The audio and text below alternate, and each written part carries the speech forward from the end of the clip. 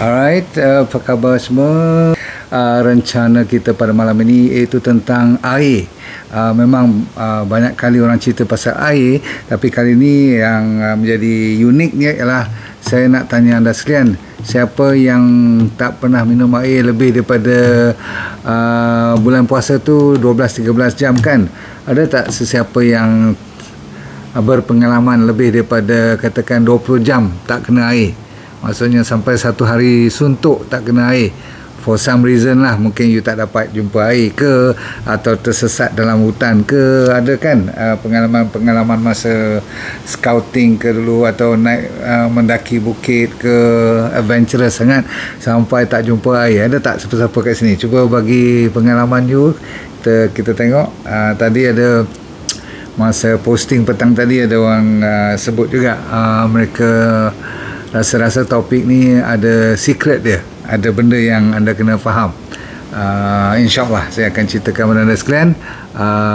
Kalau boleh kita baca dulu sesiapa yang ada tulis yes. Ada beberapa orang yang tak adalah sampai 24 jam kan, tapi terlebih daripada waktu puasa tu ada. Alright, mungkin traffic jam lah kot. Okay, you balik raya zaman-zaman dulu, masa kita balik raya, macam saya balik Penang tu, takat 7-8 jam biasa daripada KL nak balik Penang tu. Kadang-kadang tersangkut, air pun katakan dah habis atau tak bawa ke, buka puasa pun tak boleh.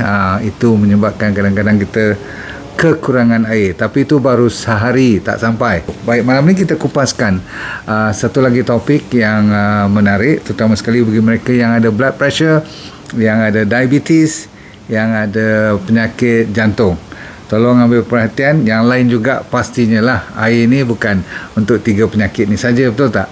Bahkan untuk semua jenis penyakit, dia adalah satu bahan yang amat mustahak.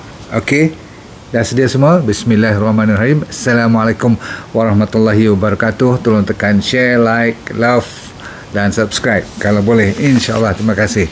Baik, sekarang kita mulakan dengan berceritakan bahawasanya kalau you tengok H2O atau air yang saya maksudkan malam ni, 2 hidrogen 1 oksigen. Dunia kita ni terdiri daripada berapa persen? Hampir 60 ke 70% air. Jadi Tuhan jadikan dunia tu, dia tunjuk betapa pentingnya air. Bukan tanah lebih banyak, tetapi air yang lebih banyak. Walaupun air laut, tetapi air juga, betul, yang lebih banyak. Ada air-air daripada gunung, daripada sungai, semua dikirakan air.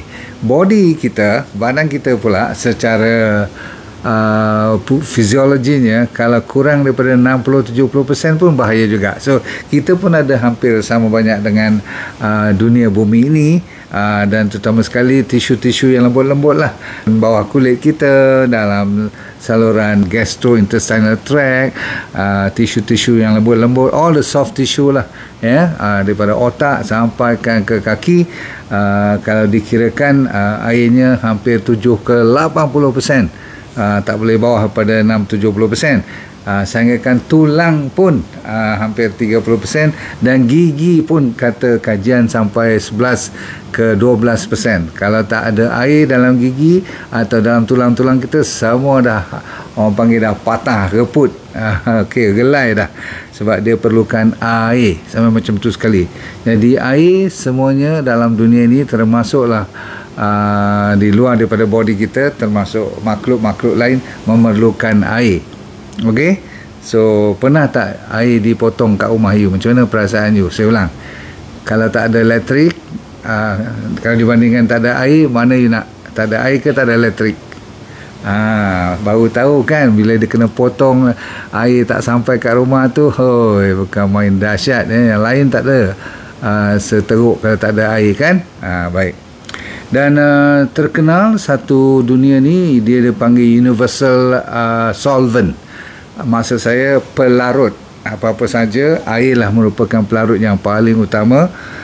Dia, sebab tu manusia dipanggil water soluble. Semua kehidupan adalah water soluble. Dan dia juga menjadikan air ini sebagai transport system, sebagai untuk metabolisme badan kita, supaya semua reaksi ataupun reaction chemistry kita dalam badan memerlukan cecair ataupun liquid ataupun air. Dan ujung-ujung sekali adalah untuk waste ataupun bahan-bahan kumuhan nak dibuang pun kena pakai air juga.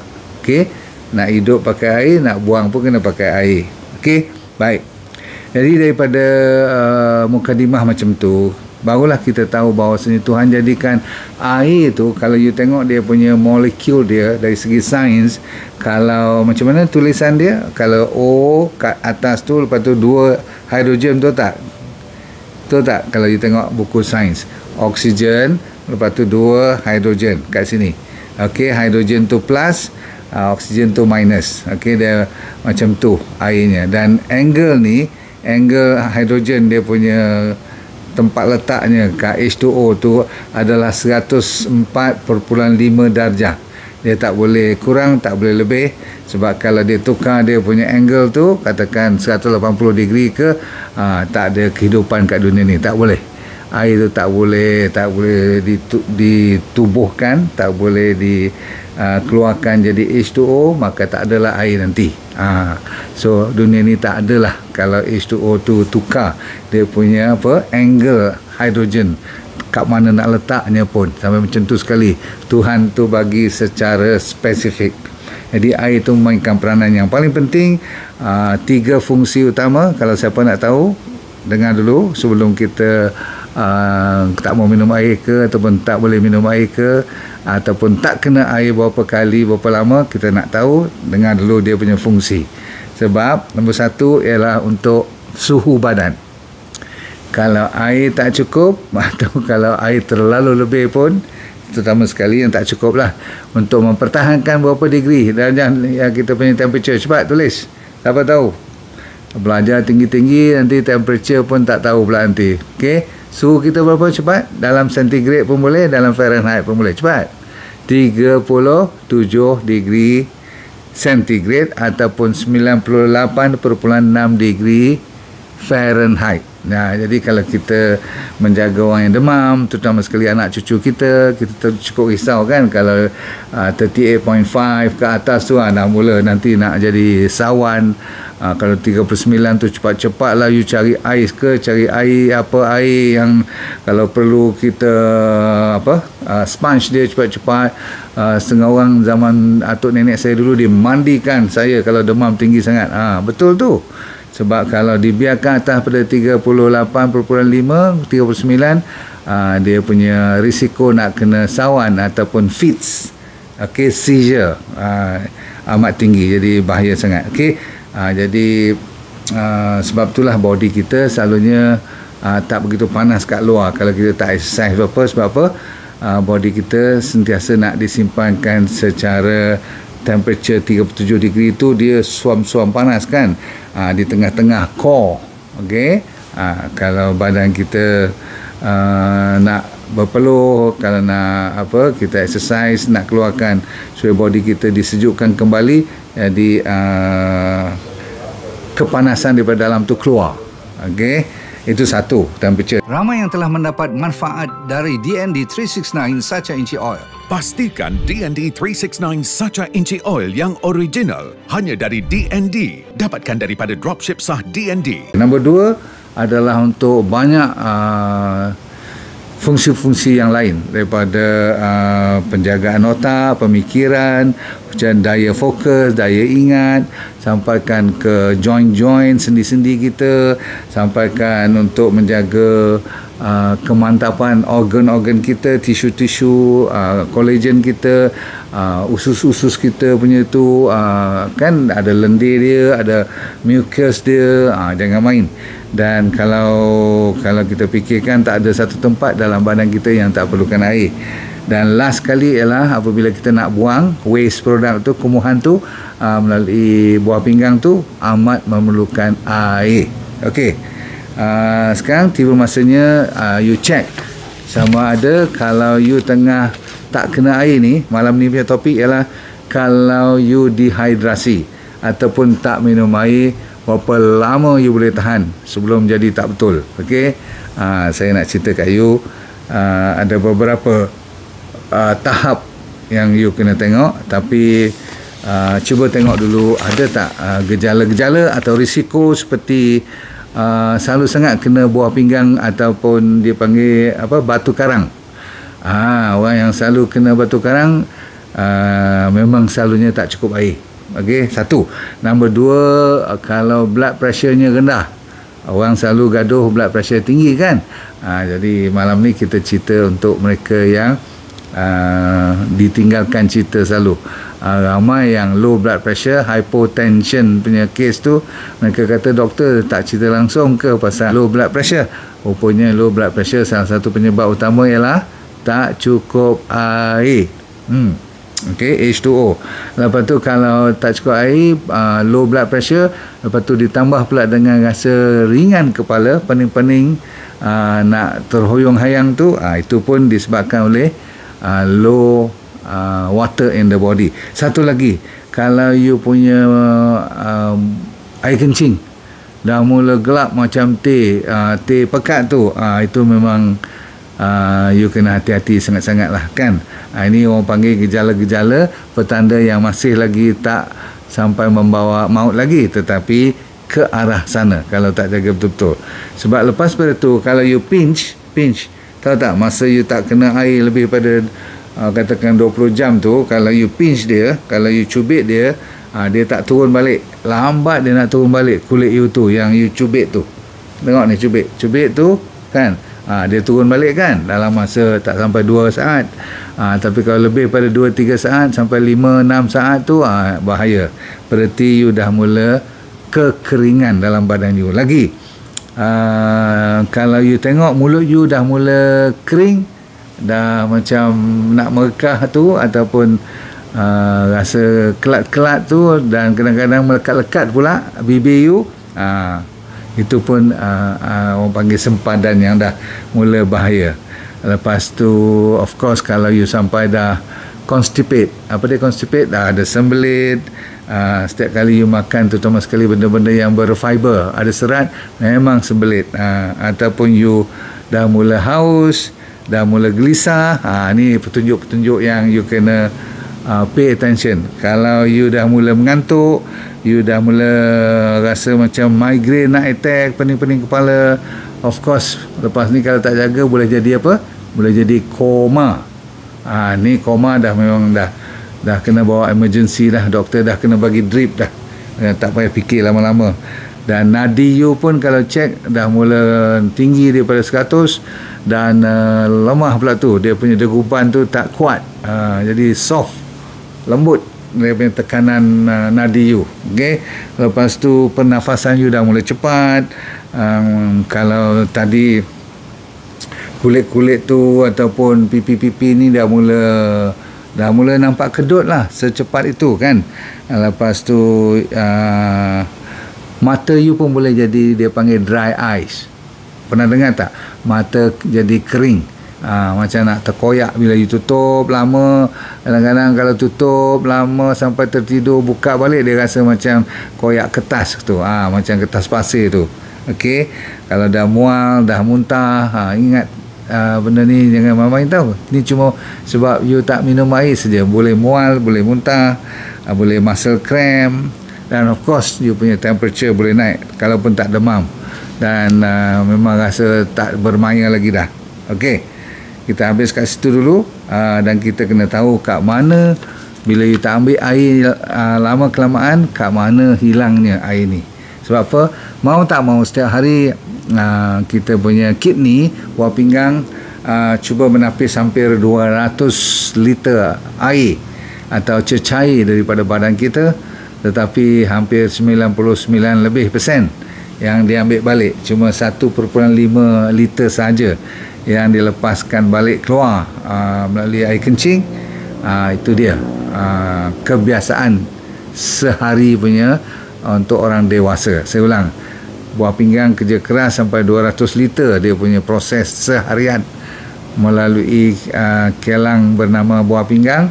Air dah ditapis tetapi diambil balik hampir 99%, cuma 1 liter lebih, 1.5 liter yang dibuang melalui air kencing.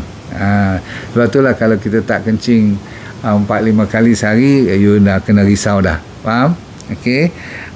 Melalui sweat, peluh pun boleh keluar air. Jadi kalau kita tak minum air langsung, cuba dengar ni mau tak mau kena keluar ni peluhan yang you tak nampak, terutama sekali yang kerja dalam bilik aircon, ataupun pernafasan kita pun boleh keluar air sampai 0.5 liter satu hari. Kita buang air besar pun ada air lagi, lebih kurang mungkin 200-300 mil dalam najis kita tu. Jadi bergantunglah kepada keadaan sekeliling, panas ke, you buat kerja berat ke, atau tengok body size you kan, lagi besar body you, mungkin lagi banyak air yang keluar dan lagi banyak air yang you perlukan kan. Lepas tu kalau you tengok aktiviti yang terlalu aktif, ataupun you mandi air panas lama sangat pun tak boleh juga, sebab dia susah nak keluarkan air sebab body you terlalu panas. Okey. Jadi sekarang tiba masanya saya bagi, kalau betul-betul you masih lagi tak minum air lebih daripada 20 jam, ataupun satu hari lebih pun you tak dapat jumpa air, walaupun 1-2 gelas, ini bahayanya. Dengar Okey, kalau you punya kehilangan air, macam mana you nak tahu kehilangan air tu? Satu daripada timbangan berat badan lah, walaupun sama muscle ataupun tisu-tisu lain pun boleh kurang juga selain pada air, tetapi air lah yang paling ketara bila you timbang berat badan you. Kalau dia turun lebih daripada 2%, dengar contoh macam ni, bila you keadaan sihat walafiat, katakan you dapat 70 kg lah berat badan you. Okey, supaya senang kita faham, kita ambil 100 kg. Berat sangat lah ni orang-orang besar-besar ni, orang Mak Saleh semua. 100 kg berat badan you. Kalau orang Malaysia berat sangat lah tu. Okey, tapi supaya you faham, bila you kurang berat badan 2% saja, okey, dan ini you memang tahu disebabkan you tak minum air langsung satu hari suntuk, lebih daripada 20 jam ni you tak minum air langsung, tengok-tengok 2%, berarti you turun 2 kg.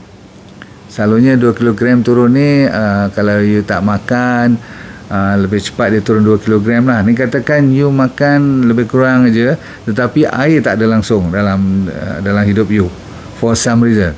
Okey, sebab apa? Kalau you makan juga, air boleh datang daripada makanan you, daripada sayur, daripada karbohidrat pun ada, ubi-ubi semua tu ada air kan, buah-buahan lagi banyak air lah. Tapi kalau saya kata tak ambil langsung, lepas tu turun juga you punya berat badan 2% daripada berat badan asal, you dah mula rasa dahaga. Ni adalah peringkat pertama, you dah mula cari naas. Sebab apa? Bila dia turun bawah daripada 6%, maksudnya hilang 6% berat badan you, ataupun you rasa air lah memang tak cukup dalam badan you, you dah mula tak ada tenaga, you dah mula lari, you punya mood, pemikiran you pun dah berterabur, dan you punya kulit, saya kata apa tadi, dah mula tak mau turun balik, lambat je, dia tak mantap lagi dah, tak kemas lagi dah, dan you tak boleh fikir. Masa ni you cepat-cepat, kalau siapa-siapa yang tahu, kita tanya kawan ni, jawab pun dah mula merepek, lebih baik you heret dia. Kalau dia tak mau minum, suruh bagi drip cepat-cepat, doktor kena paksa ikat tangan bagi. Pasal apa? Tidak, dia mula pergi ke 8%. Bila jatuh ke 8% ke atas, maksudnya lebih daripada 8%, dia dah koma, dia dah pengsan. Dan masa ni kalau you tak bawa dia pergi ke hospital dan dia tak dapat rawatan kecemasan, maka dia pergi ke 10%, dia dah mula apa jadi? Kalau 10% hilang air dalam badan you, dah keluar-keluar, tak ada ganti, apa jadi? Siapa tahu? You akan dapat organ failure. Kegagalan seperti ginjal akan gagal, liver you akan gagal, paru-paru akan gagal. Kalau jantung dan organ-organ lain pun dah tak bergerak, muscle you pun dah habis jam, memang you tunggu masa je. 15% kalau hilang terus air dalam badan kita, you say goodbye. Itulah sebabnya kalau you tengok anak-anak yang tertinggal di Afrika kan, kalau you tengok cerita-cerita National Geography, kesian dia orang kan, kalau ketinggalan di tempat-tempat pelarian. Sebab itulah orang selalu supply air. Selain pada makanan, air lah dia orang cari dulu, air minuman. Dia orang kan selalu kata tak cukup air minuman, nak kena bagi air ganti dengan botol pun, kalau boleh cari pump untuk dia orang dapat air pun dia orang dah happy dah. Perasan tak? Selalunya organisasi yang pergi membantu, dia orang mesti buat perigi ataupun buat pump untuk dapatkan air minuman yang bersih. Sebab apa? Saya dah kata apa tadi, kalau atas daripada 10% tak cukup air, boleh meninggal. Inilah dia yang kita kena hati-hati. Kalau kita yang masih sihat ni, lebih pada sekian jam tak minum air juga, cek air kencing you warna apa. Saya kata apa, kalau warna gelap, bahaya sangat. Kita tak naklah air tu sentiasa putih, bersih, jernih saja. Itu pun terlalu banyak air pula. Kencing pula, tengok berapa kali. Kalau setiap setengah jam you kencing tu dah mula diabetik lah. Kes orang diabetik yang kencing kerap-kerap ni, ataupun orang dah dewasa, orang tua-tua, yang spring ni dah mula loose, dah mula sensitif, terutama sekali orang perempuan. Dia senang nak pergi kencing, susah nak bawa berjalan lah ni, macam budak kecil dah jadi balik. Okey. Tapi urination kena check berapa kali you kencing dan apa warna yang you kencing tu. Okey, faham ya? Berapa kali, tak boleh lah sampai sejam sekali kan. Satu, susah nak hidup, nak pergi buat kerja pun susah.